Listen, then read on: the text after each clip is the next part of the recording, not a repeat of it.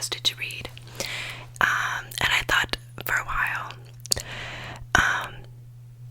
should I read a story that has already been written, somebody else's work? And I was looking through a ton of ASMR videos of people doing that. But then I stumbled upon, I didn't stumble upon, it came out and I was watching it over and over again and I was obsessed with it, which was PJ Dreams reading you to sleep video, and I was inspired. I've listened to that video on loop for the past 3-4 days, but I was inspired to write my own stories to read. I actually do like writing. I like what he said. I write all the time. I wrote series. I've written books before. I'm currently writing a book. Wow, I'm taking up a lot of time with this intro. Let me speed this up. Leave it to me to talk. But I wrote these 2 stories in the wee hours of the morning, or the night. It depends on your perspective. So they are just a mumbo jumbo mush of words that make no sense. So do not get too deep and analytic about it. Analyze it, because you will come up with a fat question mark of what is this? Anyway, let's just get right into the video. The first story that I'm going to read that I wrote is called, I wanted to call it Beard Hairs, but I didn't think that would sell, so I switched the name to everybody's relief. This is called Wistful Icicles. Wistful Icicles. I also might move you onto my leg. I'm going to do some up close, side to side reading. So I hope that does not bother you. I will try to get it not to make a bunch of noise. Okay. I really hope that you guys enjoy this, because if not, I'm gonna cry. I'm just kidding. This is all for fun. I hope that you guys enjoy it though. So let us begin and let's go to sleep. The crackles from the fireplace, the buzz from the coffee maker running to the foggy windows. A white fog seeps over the earth's surface, climbing over the doghouse in the left field, devouring the peach tree. And white lilies lining up the concrete path. The knee-high socks, layers of cloth bundled up to the neckline, and the steaming mug placed between frosted tips, a bundle of warmth, deep into the night, grave into the morning. The serenity of the silence owed still to the tranquility of the numbed world. Paw prints against a white floor, fluffy bunches and bunches of microscopic geometric designs bundled together, creating a pristine, pearl oasis. Branches stretched with a wide yawn, lanky bare arms, hairs frozen over, a beard of leaves, trimmed and left burrowed under the cemented sleet. The eyelashes of dawn peep against a thick, sheer white ghost of winter solstice. The spirit of summer rising from slumber, blue pupils melting the dusted icing into puddles of years' worth, neglect. Footsteps, tippy tap on eggshells, pressing against a thin layer of glassed time. Rusted old chains and oppressed green leaves. Jammed windows remain the barrier to the fort-covered living room scene.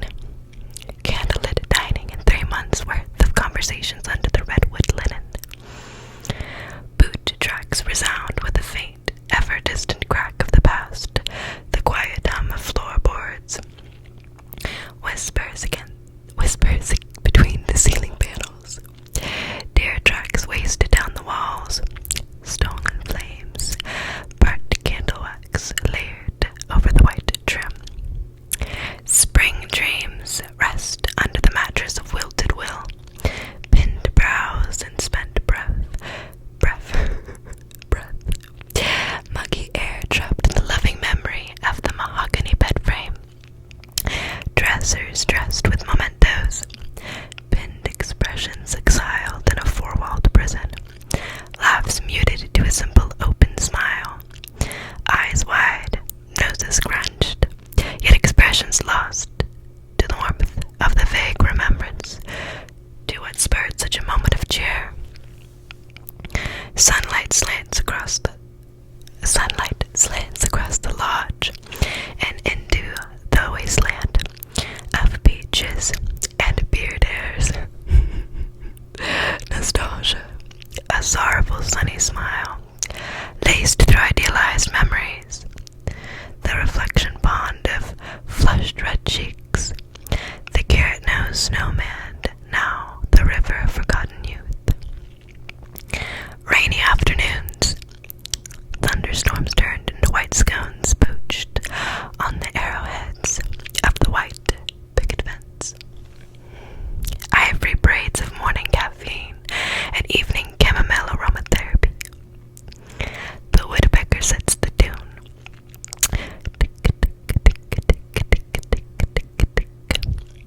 The white blanketed mother, awoken to do her laundry. New forest green drapes adorning her bitter, barren, aching body. So, that was the first little story, if you want to call it. I hope that that was at least relaxing, even through all of its loss on any meaning. The vague purpose was nostalgia. I struggled because I wanted to name it either beard hairs or nostalgia, but instead I went with Wistful Icicles. So I hope that that was relaxing, and made you sleepy. The next little story that I wrote is a little bit, well, I won't say anything because I want you, if you're still awake, I want you to feel what you feel when you hear it. If you feel anything at all. Because I'm not a good writer. I write because I enjoy it. So there's that. Anyway, let's get into the second story, shall we? Join me. This one is called Cherry Blossoms.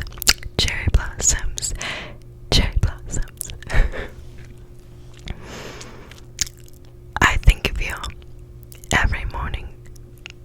I think of you every spring. Every time the cherry blossoms appear. Every rainy day when the kids run out to the puddles to play. You know, these days are getting colder. So I brought to the convenience store the little nook in the grand city, hidden by the skyscrapers that touch the clouds. The small store blended into the arrays of grays and blues. You know the one we'd race to. Soaked shirts and drenched hair. Silly bodies shaking. Why we can never remember an umbrella remains a mystery to this day. We'd receive the same chit from the worker, always on shift. Shuffled to those sunny bright stools by the window. The sacrifice of our shivers and sneezes, rewarded with a steaming, way overcooked bowl of ramen. You're constantly with me, even still to this day. For some reason, even after all this time you've remained, while everything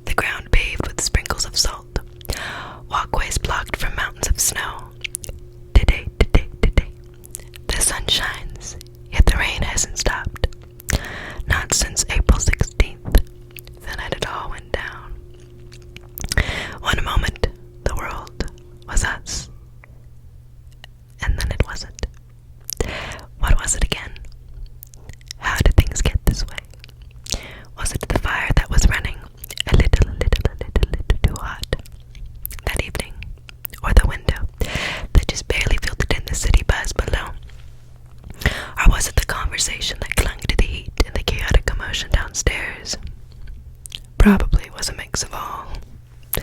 Or maybe it was the stray black cat poached on the windowsill. Yellow eyes watching everything, listening in as our voices climbed a little too high, reaching that point, the dip where everything fell, down, down, down from there. Gonna take a quick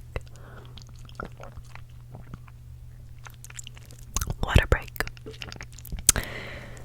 I guess it doesn't matter, because the cherry blossom trees have bloomed again this year. Silly how I thought they'd stop.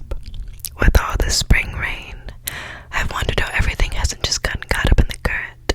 City buildings swallowed by the rain clouds. Life drowned by the constant stream of distress. Or maybe it was always like this. Just back then. You were here. Before my hand wasn't enclosed around the heating pad in my pocket alone. The rain felt lighter against my skin, and the busy city seemed to hold a serene peace. A home to the neighborhood stray. The cherry blossom trees are here like they were last year, and the rain still tastes salty on my lips. Nostalgic, the puddle reflects my silhouette. Rain boots glistening, yet socks uncomfortably warm. Nostalgia over something that's only a dream. Somehow, if only, a faint, sweet memory.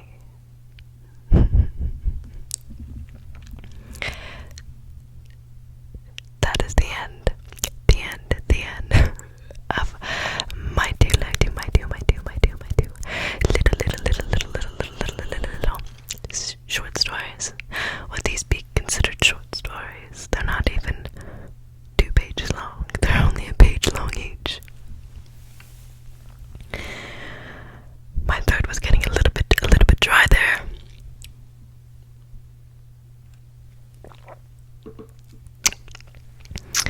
I hope that you guys could get relaxed, and not focus too much on the meaning or the significance of the stories. And I hope that it didn't make you feel any kind of way or uncomfortable. I just thought this could be a chance for me to be creative and try out something different. Let me put you down. Let's listen to my wrist pop that's been holding this. There we go. It wasn't as loud as I thought it'd be. But my hand is like numb because I was holding the mic. Those were my stories that I spent 2 nights working on. I hope that they were enjoyable,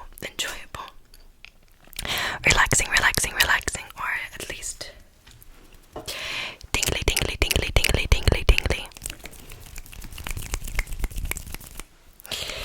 This was the first time I've done a video like this, and